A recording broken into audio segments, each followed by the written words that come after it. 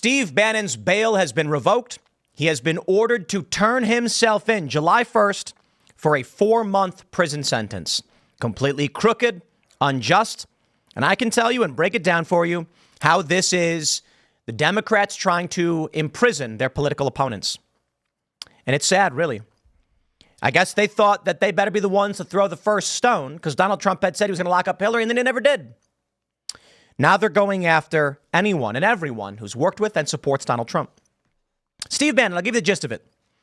He was ordered to testify before the House Select Committee, January 6th committee, and he was told by his lawyers, legal team, he couldn't do it.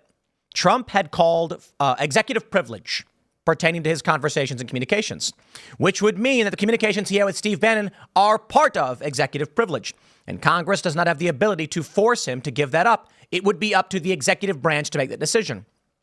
So Bannon said, it rests with Trump. I don't know what you want me to do.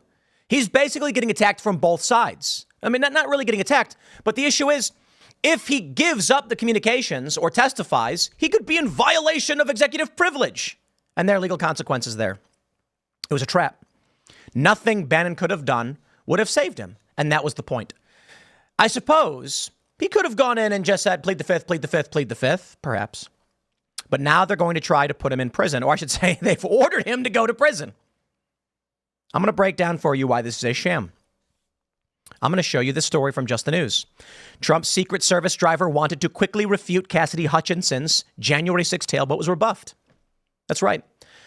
The January 6th committee was lying about everything, pulling selective evidence, and now they're putting Bannon in jail, in prison, for a crime he did not commit. This is where we're at, my friends. Understand where we are. Share this video with your friends and family. Maybe then they'll understand what's currently going on. Maybe they don't want to believe it. So be it. But I say this to Democrats who want to see Steve Bannon in jail. I say this. Do you think that Trump supporters, Bannon, Trump, Kash Patel, Mike Lee, anybody, you think when they win the election, they're going to just say, bygones be bygones? Of course not. What is the purpose of putting Steve Bannon in jail on this convoluted charge, contempt of Congress? What is the purpose? What is served? Silencing one of the most vocal Trump supporters just before an election?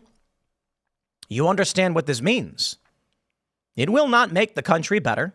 It will not de-escalate. So be it. If you're a Democrat and you want war, this is what you need only do. This is a question that I think first-order thinkers can't comprehend. You know, I'll tell you a story. A story I've told many times. A story I learned when I was a kid. Two guys were at a workplace, an office environment. They had an office party. One guy was with his wife. Other guy made a move on the guy's wife. Words were exchanged. They got into a fight. One dude punched the other guy. The guy who got punched fell back, hit his head, and died. The guy who threw the punch went to prison. You want to stop and think about whether you're right or wrong in what you do, but more so, whether you're facing a Pyrrhic victory and it's worth it. Because you may feel morally justified. Fine. But I tell you this. If Democrats believe they are morally and legally justified to imprison Steve Bannon, understand that it doesn't end here. And I would just say this is Democrats' fervor with reckless abandon, knowing the ramifications for this will either be Trump administration arresting Democrats, which seems very likely now, or worse, complete social breakdown and disorder, for which very few Democrats are prepared for. So be it. It's what they asked for. The Post-Millennial reports. A federal judge on Thursday heard arguments on whether former Trump advisor and War Room host Steve Bannon should be forced to begin his 4-month prison sentence after a higher court rejected his appeal. Bannon has been ordered to report to prison on July 1st. Bannon was previously found guilty of contempt of Congress. According to NBC News, a person shouted, "Trump 24" as Bannon went through security down to the courthouse. Bannon smiled and shook the man's hand. "I stand with Trump and the Constitution." Bannon was sentenced October 22 to 4 months in prison for defying subpoenas from the J6 committee. Bannon's sentence had been placed on hold pending appeal. His lawyers made their case to a federal appeals court panel in November, which in May upheld Bannon's conviction. Federal prosecutors filed a motion after the decision asking U.S. District Judge Carl Nichols to order Bannon to report to prison, saying there is no legal basis for his sentence to continue to be pushed off. Consequently, there is no longer a substantial question of law that is likely to result in a reversal or an order for a new trial. Bannon's lawyers had argued that the serving of the sentence should continue to be paused until they appeal it to the full appeals court and the Supreme Court. The election's coming up. They can't let that stand. So I'll simplify it for you. They order Bannon testify. Bannon says these communications with the president are subject to executive privilege as per what Trump and his lawyers have claimed. They then argued, excuse me, that Biden said, no executive privilege, it's fine. The argument from the lawyers on Bannon's side are a new president does not have authority over a previous administration's executive privilege. If that were the case, there would be no executive privilege. This means the Democrats have opened the door. I tell you this, all the Democrats will go to prison. Why? Donald Trump will become the president.